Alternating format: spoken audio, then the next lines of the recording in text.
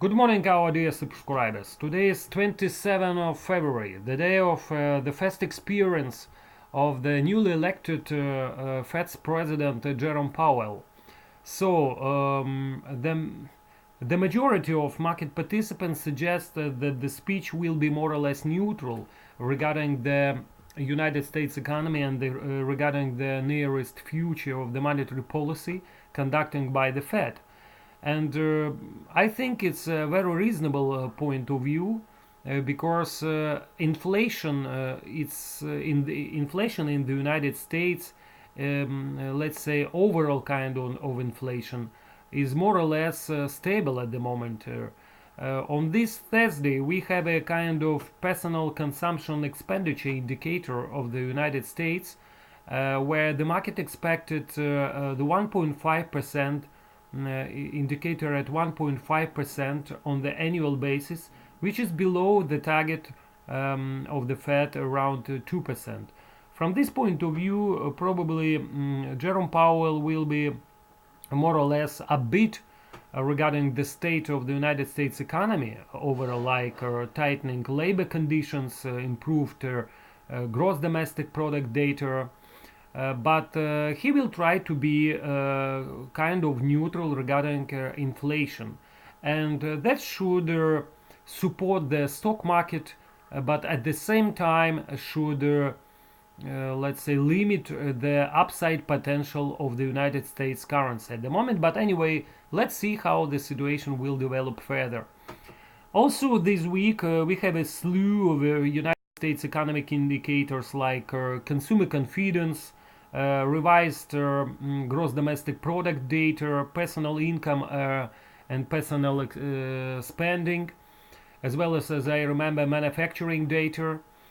But also we pay your attention on the political factors, where we see, political factors in the eurozone, where we have a kind of election in Italy, general election, as well as collecting of the votes of the SPD party in Germany.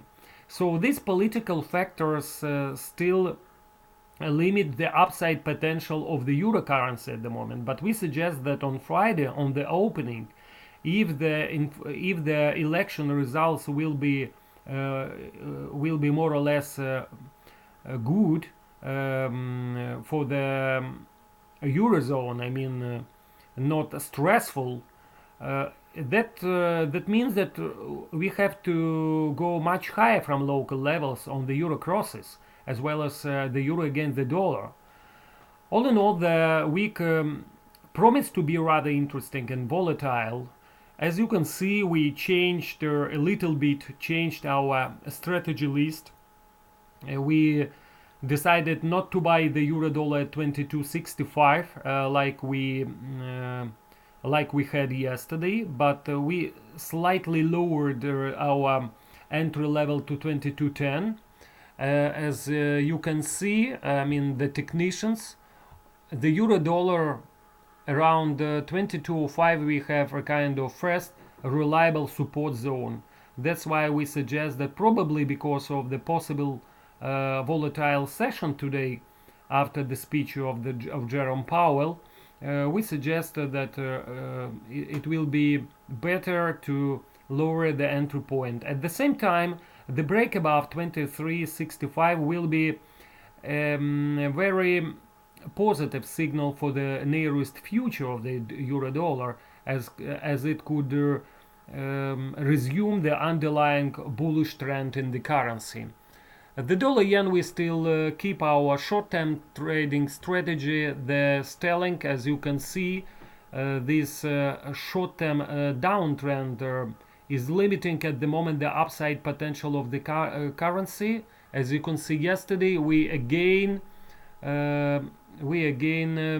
made a kind of turn back to the south from the highs of around 140.60-70. Just below, the highs was just below the short-term downtrend, and while below this trend line, the cable still keep a kind of slightly negative mood, but anyway, the break above should propel the currency much higher, with the next pivotal level around local highs of 143.45. The dollar Swiss, we still keep our short position at 93.70 with the stop above 94.10.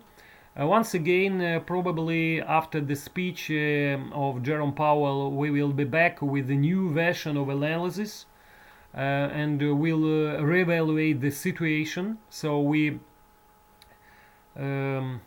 hope that you will be with us this evening in the American session. Also, the Australia dollar, we still keep a long position. We also add some short dollar position in the dollar Canada yesterday. As you can see, the dollar Canada we sold at 26.70. The high was around 27.20, but anyway, we still keep the stop above 27.60. And we were stopped in the euro ruble, which is unfortunately goes much lower at the moment. Let's see the chart of the euro ruble. We closed below the longer term uptrend. We are very close to the moving average 200 line, which lies at 28.49, and subsequent closing below this level should present another downside opportunity for the pair. So we prefer to stand aside here at the moment, look how the situation will develop further in the coming hours and sessions.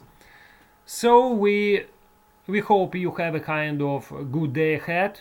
Wish you a nice day, and we hope that you will be with us later in the American session. See you later, and bye.